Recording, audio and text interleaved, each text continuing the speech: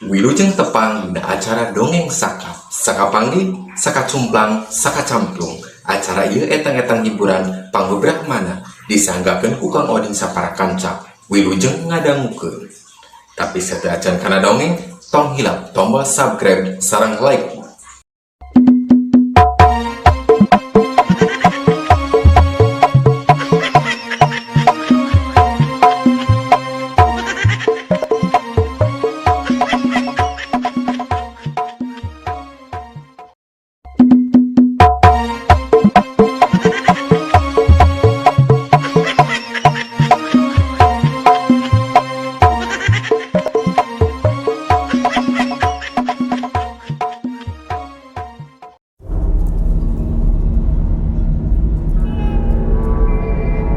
Para mitra sadaya, caturkeun saurang kokorot lembur harita keur ngulik pangarti ku hayang-hayangna jadi dukun lepus luhung ku ilmu. Pangna manehna hayang jadi dukun teh dumeh geus lila nganggur teu boga pacabakan. Ari eta kokorot lembur tayalian anu katelah Uyut Jamil. Rupa-rupa cara kumanehna dipraktekeun nurutkeun metode nu aya dina buku. Teuing buku naon? Da eusina teh teori ngeunaan prak-prakan diajar ilmu kasaktian. Ngan sabrehan dina sampul buku aya gambar parupuyan paranti nyeungeut menyan. Harita kasampak Uyut Jamil keur husu maca eta buku bari sungutna kunyam-kunyem. Kadenge harita teh manehna ngomong sorangan. Wah, alus yeuh buku teh. Rupa-rupa ilmu aya jampe-jampena. Teori jeung tata cara migawe pasaratanana. Tah, ieu pangajaran nu kahiji nyaeta ilmu pangraris. Ieu ilmu teh gunana pikeun narekahan jalma nu usahana hayang maju. Syarat nu utama nyaeta dina keur ngapalkeun jampe kudu bari sare dina tatangkalan. Waktuna nyaeta dina malam Jumaah Kaliwon. Wah, berat oge yeuh. Mangkaning aing mah borangan. Tapi teu naon lah. Aing kudu ngawani-wani maneh. Sabab eueuh deui kasempetan lamun lain ayeuna. Nya lah, engke malam Jumaah Kaliwon rek dipigawe. Sakabeh omongan Uyut Jamil, horeng harita teh aya nu ngadedengekeun. Saurang budak nu geus kawentar tukang lenger nu tayalian si Oding teh. Harita manehna teh ngintip tina sela-sela bilik imah Uyut Jamil. Wah, tetela, Uyut Jamil sanggeus di PHK ti pabrik tahu. Manehna rek ngelmu. Aya karep hayang jadi dukun. Bahaya yeuh. Bisa-bisa di ieu lembur sakur nu gering moal percaya deui ka dokter. Mangkaning Oding boga cita-cita hayang jadi dokter. Bisa jadi saingan ya. Awas ya, ku aing rek diganggu.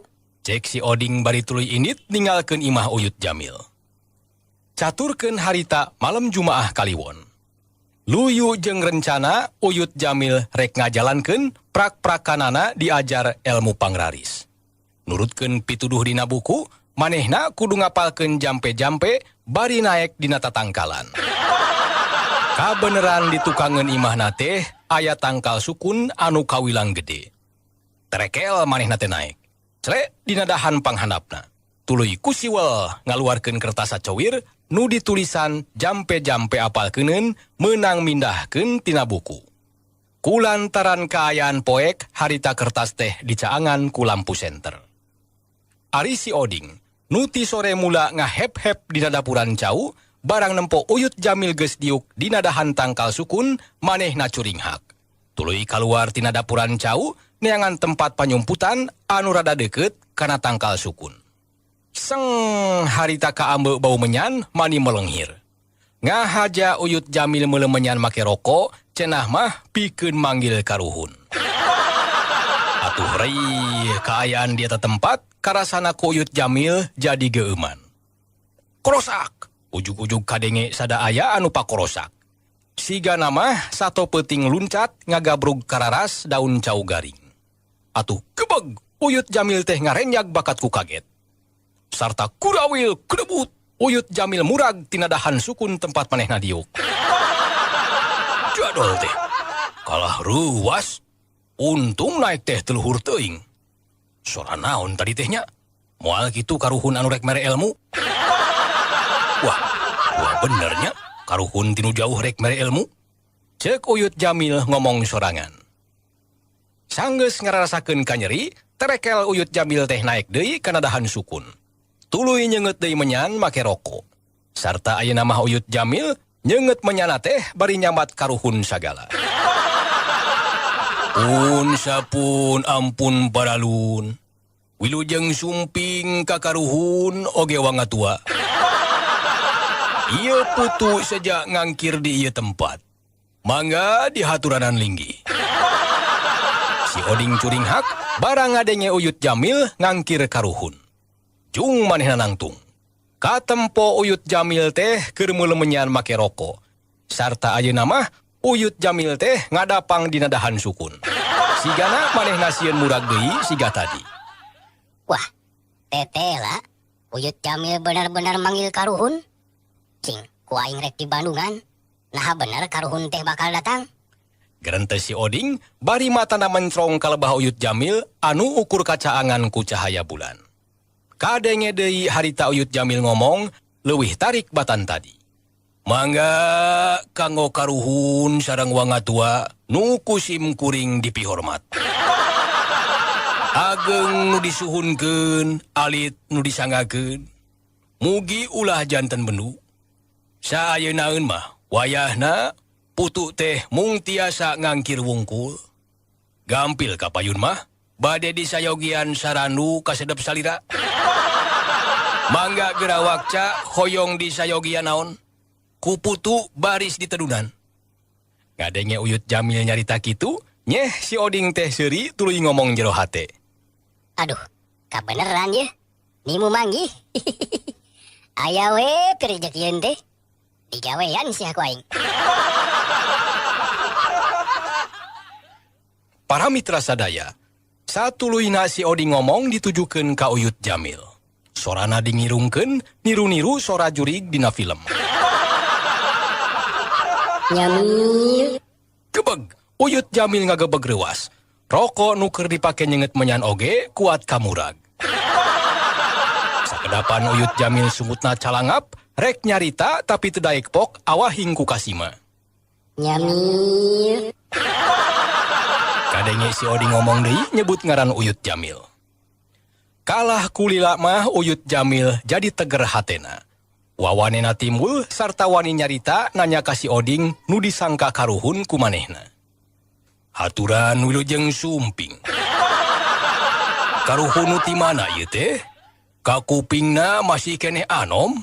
Eta we soantena sapertos murang kali. Nah leres kitu, karuhun oge aya anu murang kali keneh sapertos manusia di alam badag. Kadenge Uyut Jamil nanya kitu, si Oding ngahuleng. Tayoh nak ngarasa bingung, kudu ngajawab kumaha. Tapi teu lila ngong si Oding ngomong. Menurut misan eta teh Mil, sarua karuhun oge aya anu budak keneh siga kaula. Malah mah nu orok keneh oge aya. Tapi si lain ulah nganggap enteng. Najan kaula budak keneh oge, kaula teh geus boga titel karuhun anu sakti mandraguna. Yani mun si lain goreng petak ngak kaula, moal asa-asa, si lain rek disulap jadi bangkong budug. Gebeg Uyut Jamil reuas diomong kitu ku si Oding. Bari semu ngadeg-deg, manehna neruskeun omonganana. Ke, dupi salira teh saha teh ya? Sareng karuhun anu ti mana? Teras kunaon anu sumping teh sanes karuhun senior? Si Oding ngahulang deui, manehna tambah bingung. Ngan teu lila kituna teh sigana manehna manggih ide tuluy kadenge nembal. Ari masalah ngaran mah teu penting. Cabab karuhun mah mun umurna can 100 tahun tak can dibere ngaran. Yang anu jelas kaula teh incuna karuhun senior anu boga ngaran Buyut Rowi. Perlu dipikanyaho. Buyut Rowi teh teu bisa datang sabab keur kata rajang moles beuteung. Gara-gara eta meureun loba teuing dahar urang cakokak. Ngadenge sakabeh omongan si Oding anu disangka karuhun teh. Uyut Jamil ngahuleng bakat ku antep mikiran omongan anu disangka karuhun ku manehna. Tuluy manehna ngomong jero hate. Ke, aing mah asa teu ngarti ieu teh. Piraku aya karuhun make sok nyari beuteng sagala? Komo sok ngadahar ta kokak mah, asa teu mungkin. Tapi teu naon, buat aing mah nya kitu. Padoli teuing lah. Nu penting mah aing bisa menang sagala rupa ilmu. Sanggeus lila ngahulang pok Uyut Jamil nyarita deui. Oh, kitunya. Janten karuhun anom teh kautus ku Buyut Rowi kanggo nohonan pangulem simkuring. Mangga atuh haturan wilujeng sumping, mugi karuhun anom tiasa nitiskeun sagala ilmu pangaweruh. Mangga bilih aya syarat-syarat atanapi sarandu anu dipikapalai sae wakca bae. Sigana anu aya dina pikiran Uyut Jamil, pamenta karuhun teh moal jauh ti tang kueh gula batu, tang angin kupat kepeul jeung menyan anu pangseungitna. Atuhnya si Oding teh seuri bari ngomong ngagerentes. Wah, kabeneran ya. Pokona Uyut Jamil ku Oding rek dikuras. Manehna rek ngedunan sakabeh pamenta Oding. Oding mah rek menta sagala rupa. Sanggeus ngahulang sakedeung, pok si Oding nyarita deui. Nah, itu aning karuhun mah kudu hormat. Sakabeh pamenta kudu ditenunan. Pamenta kaula nu kahiji nyaeta magakak hayam bonas make bumbu kecap. Tong poho make cabe rawitnya. Sing lada pokona mah. Terus nu kadua sate kentang make bumbu kalapa. Ulah loba-loba, sabaskom leutik oge cukup. Terus nu katilu martabak rasa keju 2 porsi. Uyut Jamil kuram kireum sigarek ceurik, ngadenge pamenta si Oding alias karuhun anom tea anu teu ilahar. Sabab sakanyaho manehna mah kabeuki karuhun teh sarupaning sarandu anu hargana teu sabaraha. Kadenge harita Uyut Jamil megat omongan. Ke, punten karuhun anom? Nah, atuh nu dipikahoyong teh sabangsa tuangeun pikeun manusia. Nah, karuhun anom teu sedep kitu kana menyan. Pokona kusim kuring bade disayogikeun menyan putih anu pangseungitna. Ditawaran sarandu ku Uyut Jamil, komo make rek dibere menyan mah si Oding ngabiri gidig. Ngan teu kedal wungkul ukur ngomong jero hate. Ji, amit-amit teuing, kudu ngadahar sarandu. Komo dibere menyan mah. Ih, memangna Oding teh bangsa dademit? Tekung silila pok si Oding nyarita deui. Jamil. Da eling we atuh. Piraku karuhun ABG kudu ngadaharan sarandu. Komo make nek dibere menyan sagala. Keheulaanan. Kaula ge boga gengsi atuh.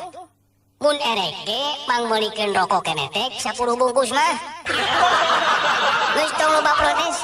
Pokona mun selain hayang mibana ilmu kasaktian, syaratna kudu nedunan ka hayang kaula. Teu kudu ngadaguan malam Jumat Kaliwon. Isukan peuting ge teu naon. Da karuhun zaman ayeuna mah malam Jumat Kaliwon teh eueuh istilah malam istimewa. Pokona peuting isukan naon anu dipenta ku kaula kudu aya. Awas mun teu ditedunan. Silaing rek disulap jadi bangkong buduk. Uyut Jamil teu bisa majar kumaha sabab rumasa manehna nu butuh. Atuh kapaksa manehna nganyakeun. Oh, nyamangga atuh hari kitu mah. Mung panginten sim kuring teh bakal seueur hutang ka warung. Sanggeus pamentana disanggupan kitu mah, si Oding bungah lain dikieuna. Ngandung harti Uyut Jamil bakal bebeakan ngaluarkeun waragad pikeun nedunan sakabeh nu dipikahayang ku manehna. Ngan si Oding siga nu teu puas. Manehna hayang mere pelajaran ka Uyut Jamil. Sanggeus mikir tur boga ide, ngong si Oding ngomong deui. Nah, ayeuna mah kulantaran geus beuting, kaula geus tuluh. Da sarua bangsa karuhun oge sok sare. Samalah karuhun zaman kiwari mah. Aya nu sapopoena gawena teh ngan molor bae. Tah, terus ayeuna si lain teu meunang disare di jero imah. Tapi kudu sare dina tangkal sukun. Sarta sarena kudu dina dahan anu pangluhurna. Kemag, Uyut Jamil ngarenjag kaget ngadenge karuhun Anom nyarita kitu.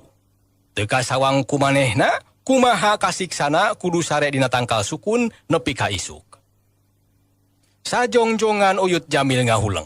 Manehna oleh tengarti tur ngarasa heran ku sikap karuhun sarupa kitu. Sarta telila pok manehna nyarita rada asa-asa. Duh, punten karuhun Anom.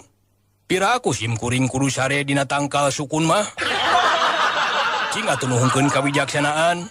Ulah beura teuing atuh syaratna. Ngadenge Uyut Jamil nyarita kitu, si Oding nyentak. Yo bisa gitu. Mun si lain teu nurut kana panitah kaula, pamenta si lain moal ditedunan. Atuh para mitra, akhirna Uyut Jamil eleh geleng. Manehna kapaksa kudu ngagugu kana panitah karuhun Oding. Atuh telila terekel Uyut Jamil naik, cle dina dahan anu pangluhurna. Lenod, harita dahan teh melenod katebak angin. Setelah Uyut Jamil hatenah nyeblak. Ngarasa paur bisi murag siga tadi. Atuh nempok itu cikikik si Oding teh seuri. Rasakeun sia. Hitung-hitung naik omak banyu we atuh. Selamat tidur. Geus kitu mah Leo si Oding indit caturkeun poe Jamil anu kerenyeng celeraran dahan kirawan jam 8 peuting Uyut Jamil lantaran ngarasa di tukang paur antukna Uyut Jamil nyaring para kapikaipun tangkal sukun bari nyang hareupan sasajen pamenta karuhun teh. Ari si Oding alias karuhun Anom tiwanci sareupna oge geus nyempod di tempat anu buni nu kamari dipake panyumputan ku manehna. Barang nempo Uyut Jamil yang hareupan sasajen pamenta manehna, mata si Oding molotot pengicep-ngicep. Wah, bener Uyut Jamil tengah bohong ya. Itu geura aya bakakak hayam, sate kentang manisa baskom, terus aya martabak, jeung make aya rokok keretek sagala manisa selop. Nimu manggih ieu mah ya. Nah Uyut Jamil boga duit di mananya? Lah, parli teuing. Rek menang duit di mana oge? Nu penting mah aing balik angkaribung ku babawaan. Gerentes hate si Oding bari anger matana melong kana sasajen. Teu ngeundeuk lila, katempo ku si Oding Uyut Jamil nyeungeut menyan make rokok. Seng harita kaambe haseup menyan teh mani melenghir. Atuh rei harita bulu punduk si Oding muringkak, manehna oge ari ngambe bau menyan mah teu wudu ngarasa keung. Satuluyna kadenge Uyut Jamil mimiti cumarita. Pun sapun ampun paralun. Kakaruhun sareng wangatua. Haturan wilujeng sumping. Ieu putu ngangkir salira mugi tiasa ngersakeun sumping. Ageng nu kasuhun alit nu kasangakeun. Mugi ulah janten bendu. Mangga nyanggakeun bilih bade diraosan. Peledak harita haseup menyanteh beuki mulek, bauna kaanginkeun ka mana mendi. Ari si Oding, di haturanan kitu ku Uyut Jamil, manehna geus siap-siap, rek nembalan make sora karuhun siga kamari, rada dingirungkeun. Ngan kaget lain dikieuna pikeun si Oding. Kakara oge sungutna rek ngab, kadenge ku manehna, aya nu miheulaan ngomong, sorana semu ngagerem, niru-niru sora karuhun. Jamil, katarima pisan sasajen teh. Kaula bener-bener kataji ku kahadian Anika. Pokona sakur kahayang Anika, ku kaula bakal ditedunan. Kebeg, si Oding ngarenjag kaget lain dikieuna. Malah Uyut Jamil oge kabawakeun reuas. Sabab sora karuhun nu ayeuna beda jeung sora karuhun anu kamari.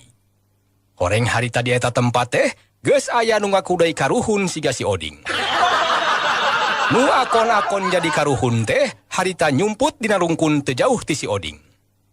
Ari si Oding ngadenge aya sora anu niru-niru karuhun teh meunang sajongjongan mah ngahuleng. Manehna heran lain dikieuna nanya hoti mana eta jelema kana rencana manehna. Jeung saha kira-kirana eta jelema nu niru-niru sora karuhun. Nah saha jelema nanya? Nu geus ngaruksak rencana aing? Jeung nyaho ti mana deui kana rencana aing? Tapi, mun nilik tina sorana mah, siga sora waku. Lah, aing moal eleh geleng, rek ditembalan sia. Telila tuluy ngong si Oding ngomong, sorana siga kamari rada dingirungkeun. Malah ayeuna mah kadengena leuwih geuman batan kamari.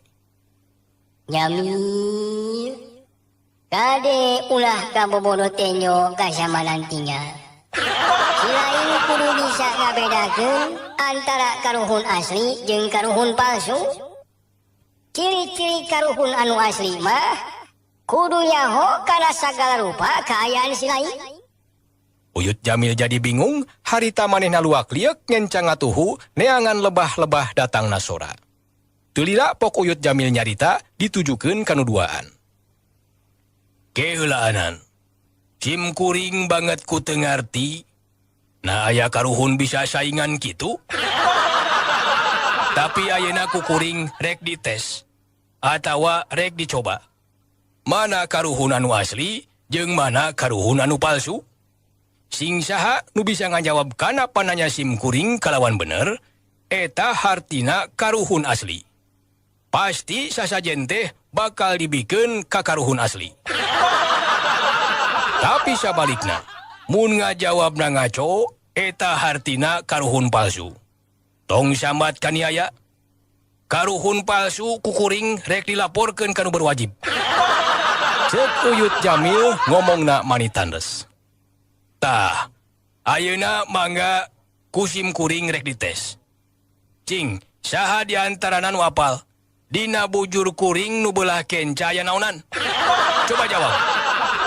Ulang si Oding jeung Waku harita pating haruleng. Maranehna ngarasa bingung kudu ngajawab naon. Komo Waku mah, sasat manehna mah ka Uyut Jamil teh ukur kenal biasa. Si Oding oge sarua, najan kenal ka Uyut Jamil, tapi ari kana kaayaanana mah teu pati apal. Komo nanyakeun soal bujur sagala mah. Tapi telila nyeh si Oding seuri. Manehna inget waktu keur nguseup di walungan, nempo Uyut Jamil keur nagog bari ngaheujeun naluhur batu. Sabrehan ku si Oding katempo, dina bujur Uyut Jamil aya tato gambar petasan. Telila tuluy pok si Oding ngajawab. Jamil, kaula nyaho, dina bujur silain nu beulah kenca teh aya gambar petasan. Gebeg, Uyut Jamil ngagebeg. Tetela jawaban si Oding teh bener. Tuluy manehna nanya ka Waku. Coba karuhun anu hijina, mangga geura jawab. Dina bujur kuring nu beulah kenca aya naonan? Waku ngahulang sakedeung neangan pijawabeun. Teu lila pok nyarita. Jamil, kaula ge nyaho, dina bujur silaing nu beulah kenca aya tapak bisul. Dijawab kitu ku Waku, serengeh Uyut Jamil teh seuri. Ayeuna mah manehna geus bisa mastikeun yen karuhun anu asli mah nya eta si Oding. Nuku manehna disebut karuhun anom. Atuh pok harita Uyut Jamil nyarita. Tah, ayeuna mah kuring geus nyaho. Yen karuhun anu asli mah nya eta karuhun anom. Tetela, salira sakti mandraguna. Tiasa uninga kanu teu katingali. Mangga atuh ieu sasajen dihaturkeun kanggo salira. Mangga nyanggakeun. Si Oding nu ceuk panyangka Uyut Jamil mah karuhun anom kacida bungahna. Sabab geus bisa dipastikeun manehna balik ka imah teh bakal angka ribung ku babawaan.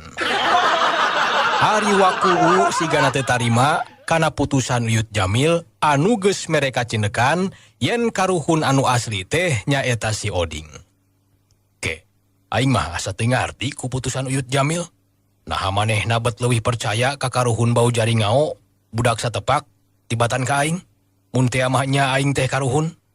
Jeung deui saha eta budak teh nya. Tapi aing asa rada apal kana sorana. Pasti si Oding. Nya, moal salah deui. Pasti si Oding.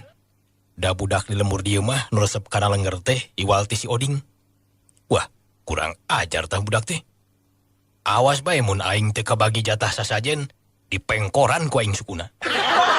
Gantos Waku bari harita teh melong teu ngiceup-ngiceup kana sasajen. Telila pok wakuwu nyarita ditujukeun ka Uyut Jamil minangka nama protes. Jamil, si laing mah teu adil euy. Nah, si laing teu percaya yen kaula karuhun asli? Yeuh dengekeun.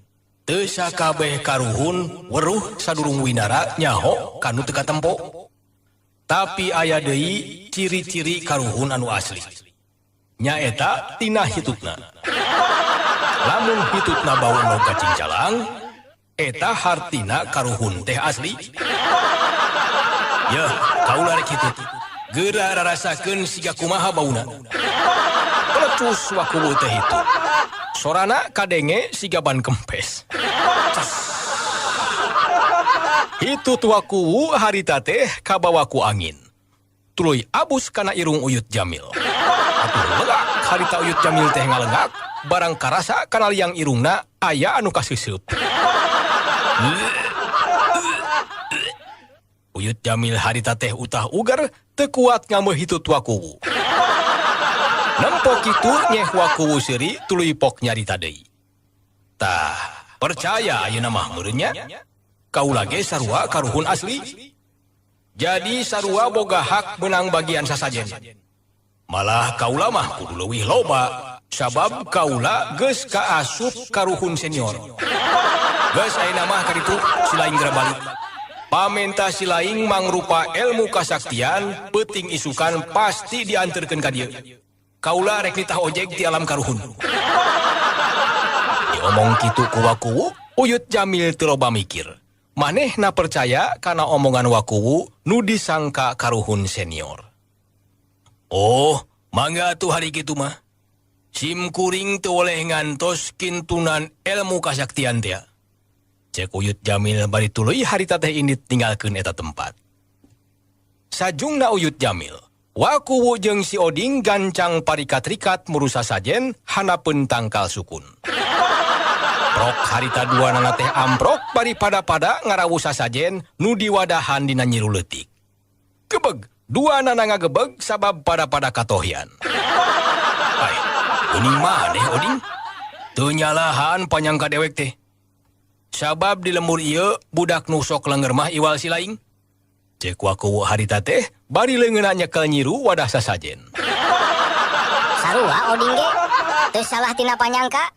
Pasti nu akon-akon jadi karuhun teh wakuwu. Nah di lembur ieu mah nu sok seneng kana sasajen teh iwal ti wakuwu. Pan saban malam Jumaah Kaliwon, wakuwu mah sok mapayan bae tempat karamat. Nya kitu neangan susuguh karuhun. Cek si Oding, nu sarua harita manehna oge nyenyekel nyiru wadah sasajen. Atuh katempona harita nyiru teh siga keur digotong kuduaan. Duanana parahimika hayang kana sasajen anu aya dina nyiru.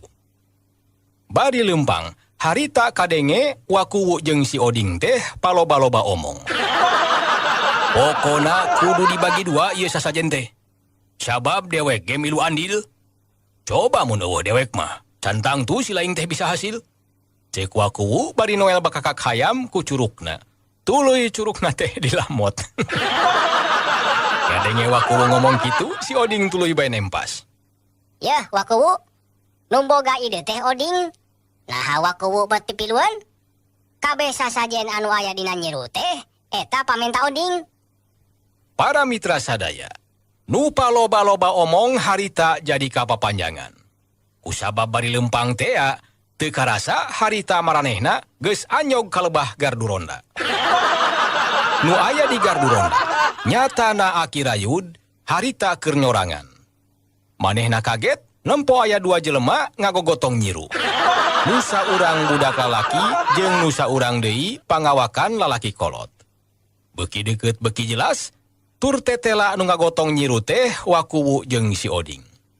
Nempo kaayaan kitu, akirayud turun tina sosompang gardu ronda, matana melotot kana nyiru, nu dieusi ku sasajen. Ai, ini wakuwu jeung si Oding? Pasti marana nya? Jeung make ngagotong nyiru sagala? Moal kitu maranehna teh rek nganteuran dahareun jang aing. Pedah aing mah ngarondana sorangan unggal peuting. Cing rek sina eureun, aya nyaho rek ditanyakeun? Cek akirayud ngagerendeng ngomong sorangan. Sanggeus Wakuwu jeung si Oding aya hareupeun gardu ronda, Aki Rayud nyalukan. Hei, rek kamarana? Kada ieu. Yeuh di dieu dewek sorangan bae eueuh batur ngobrol. Nu dicalukan dua nana ngaralieuk ka Aki Rayud. Reg areureun tuluy nu nemalan harita teh si Oding. Iya Kirayud, uring jeung Wakuwu teh rek marab lauk ka balong. Aki Rayud ngahuleng barang ngadenge Wakuwu jeung si Oding rek marab lauk make bakakak hayam sagala. Kulantaran dicalukan ku Aki Rayud, Wakuwu jeung si Oding akhirna mah maksakeun maneh eureun. Tuluy nyampeurkeun ka Aki Rayud. Aki Rayud kaget lain di kieuna. Barang kasampak dina nyiru nu keur digogotong ku dua jelema teh, aya bakakak hayam, aya martabak, jeung aya sate kentang malah aya rokok keretek sagala. Atuh harita Aki Rayud lain deui ku mejotna. Katempo harita teh sungutna kutap-ketap, bangun anu hayang barang dahar. Sok atuh kan ieu ecakeun tah dina sonyompang. Ulah digogotong bae kitu nyiruna, misi bahe. Cek Aki Rayud harita teh bari manehna ge miluh ngagotong nyiru. Atuh nyiru teh harita digogotong ku tiluan sarta tuluy diecagkeun dina sosompang. Kadenge harita Aki Rayud nyarita deui. Aduh, ieu dina nyiru mani aya bakakak hayam. Aya naon deui teh? Aduh, geuning sate kentang. Aya naon deui ieu? Wah, ieu mah martabak. Mani karandel ieu martabak teh. Ayo naon ieu? Aduh, rokok keretek kah begini we kieu mah. Aduh, ya beneran. Kira aku euy, ek marab lauk make rokok sagala. Harita nu ngajawab teh Wakuwu. Uguh, ieu dewek duaan jeung si Oding teh ye. Caritana mah meunang jatah panganteuran tinu hajat. Ngan kumaha cara ngabagina supaya adil. Ari si Oding hawak, ieu dahareun teh hayang kumanehna kabeh. Atuhnya dewek teh teu kabagi. Cing. Kumaha carana numutkeun Aki Rayud supaya adil? Aki Rayud harita teh ngahulang sakedeung, nyeh manehna seuri tuluy pok nyarita. Oh, gampang atuh ari masalah nu kieu mah. Kana urusan babagi mah keun bagian dewek. Nu penting mah adil. Ieu teh ieu. Ieu bakakak hayam. Supaya jadi manfaat pikeun urang sadaya, cara ngabagina kudu ku cara kieu ieu. Tah ieu huluna jatah Wakuwu. Sabab Wakuwu mah saurang pupuhu desa, saurang kokonot lemur. Jadi silokana lamun ngadahar hulu hayam, Wakuwu bakal salawasna jadi pamimpin. Tah, yuk potongkeun. Ieu bagian hulu tahnya. Tah ieu hulu disemet pamatuk nepi kana beheung, ieu jatah Wakuwu. Letuk harita beheung bakakak hayam teh dipotongkeun, tuluy dibikeun ka Wakuwu. Atuh ku Wakuwu ditampanan, bari terus diilengan. Satuluyna Aki Rayud neruskeun omonganana. Nah, ieu jangjang. Jangjang teh nyaeta salah sahiji bagian tina awak hayam anu gunana pikeun hiber. Nah, lamun diibaratkeun di manusia mah nu kudu bisa hiber teh nyaeta jelema anu jauh keneh ambahanana. Nah, ieu mah bagian si Oding. Ya, Oding, beuna tarimakeun jangjang hayam supaya maneh bisa leuwih lega ambahan. Pletuk harita jangjang hayam teh, dua nana dipotongkeun ku Aki Rayud, tuluy dipikeun ka si Oding. Nah, ieu bagian maneh Oding, geura tarimakeun, didoakeun ku Aki Rayud. Mudah-mudahan maneh sing bisa ngalegaan ambahan. Sing loba rezekina di hareup. Atuh ceg harita jangjang hayam teh, dua nana ku si Oding ditampanan. Tah atuh ieu cekerna. Ari ceker teh nyaeta paranti ngoreh. Silokana pikeun manusia atawa pikeun urang nu hirup di alam dunya, urang teh kudu bisa ngoreh, ulah ngarep-ngarep bae rezeki datang gubrak di langit. Nah, ku kituna ieu ceker teh ku Aki Rayud rek dibikeun ka si Oding jeung Wakuwu. Supaya ada nyeun duaan, cing bisa ngoreh rejeki. Ulah ngarep-ngarep bae rejeki datang di langit. Peletuk, peletuk. Suku hayam teh duanana dipotongkeun. Nu hiji dibikeun ka si Oding, nu hiji deui dibikeun ka Waku. Dah, geus beres masalah hayam. Ieu hayam tinggal awakna wungkul, anu gulutak-gulutuk eueuh gunana. Dah ieu mah jatah dewek.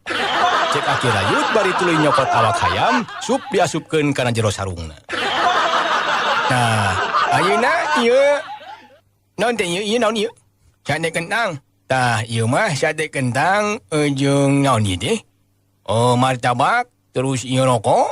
Kulantaran urang teh hirup bermasyarakat.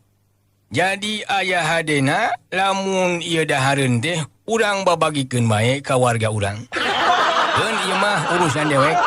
Jadi wayahna Waku jeung maneh Oding ulah ngarep-ngarep tina ieu dahareun. Sabab ieu dahareun teh rek dibikeun ka jalma-jalma nu barutuheun. Nya ka asup dewek. Da dewek oge urang disebutkeun jelema nu loba pangabutuh. Tah jadi wayahna ieu dahareun wae dina nyiru, ku Aki Rayut rek dibawa jeung nyiruna. Ayeuna keneh rek dibabagikeun ka warga. Cek Aki Rayut tuluy regeyeng nyokot nyiru, satuluyna disuhun dibawa leumpang ninggalkeun gardu ronda.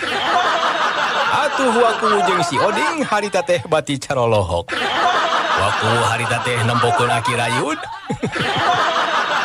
Bari harita teh Waku nyenyekel hulu hayam jeung cekerna hiji.